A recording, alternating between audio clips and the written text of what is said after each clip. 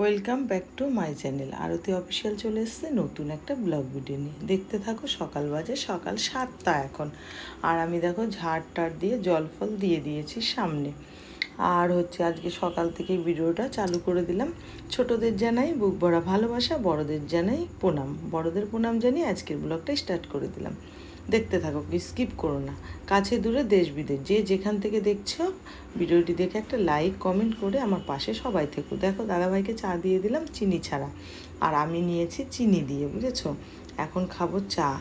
দেখো চাটা খাচ্ছি। চা খেয়ে তারপরে সব কাজকর্ম করবো। আগে কিছু কাজ হয়ে গেছে সব মোটামুটি। এখন দেখো চাটা খেয়ে তারপরে কাজ করবো, বুঝেছো।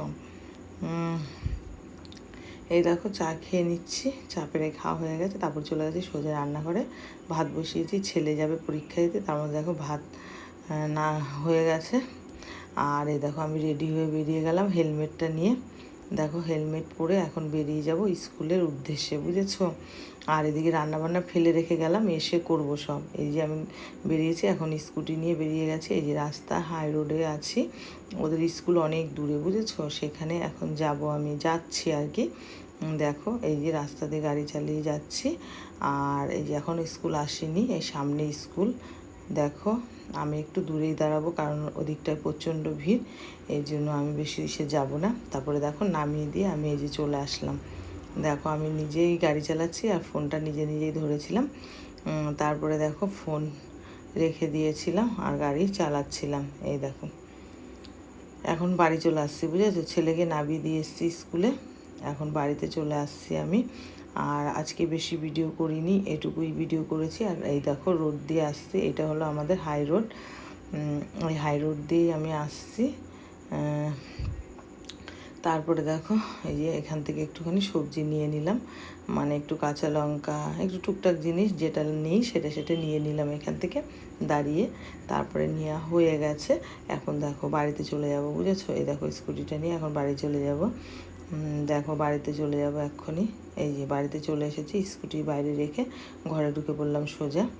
বাবার হাঁপিয়ে গেছিলাম আমি প্রচণ্ড। তারপরে দেখো করলা কেটে নিয়েছি আর বেগুন কেটে নিয়েছি ভাজবো। আর এদিকে দেখো দাদাভাই ট্যাংরা মাছ নিয়ে এসেছিলো। ট্যাংরা মাছটা দেখো ছোট্ট ছোট্ট মাছ, এখন এগুলো সব বাজবো, জানো তো কী যে কষ্ট, না বলার মতো না। এই ছোটো ছোটো ট্যাংরা মাছ বাছতে হবে না সব বড়। তারপরে দেখো সব মাছ বেছে কড়াই বসিয়ে দিয়েছি, এখন ভেজে নেবো, বুঝলে। আগে দেখো উচ্ছেগুলো সব ভাজবো, উচ্ছে আর বেগুনটা সব ভাজবো। তারপর দেখো উচ্ছেগুলো আগে ভেজে নেব ভালো করে।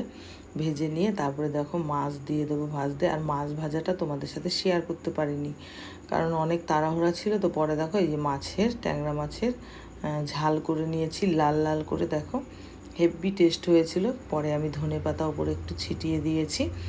জানো না তোমরা একটু খেয়ে দেখো বেগুন দিয়ে। আর আমরা আলু খাই না বলে কাঁচকলা দিয়েছিলাম কেটে, আর বেগুন দিয়েছিলাম, আর পেঁয়াজ দিয়েছি বেশি করে, দিয়ে ভালো করে লাল লাল করে ভেজেছিলাম। ভেজে টেজে ভালো করে রান্না করেছি। দেখো লাল লাল করে ঝোল, আর আমি একদম ঝোল রাখিনি, মাখা মাখা করেছি। খুব সুন্দর হয়েছিল খেতে, তোমরা বাড়িতে টেস্ট করে দেখতে পারো।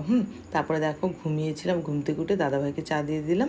আজকের মতো টাটা বাই বাই। কালকে একটা নতুন ব্লগ নিয়ে আসবো।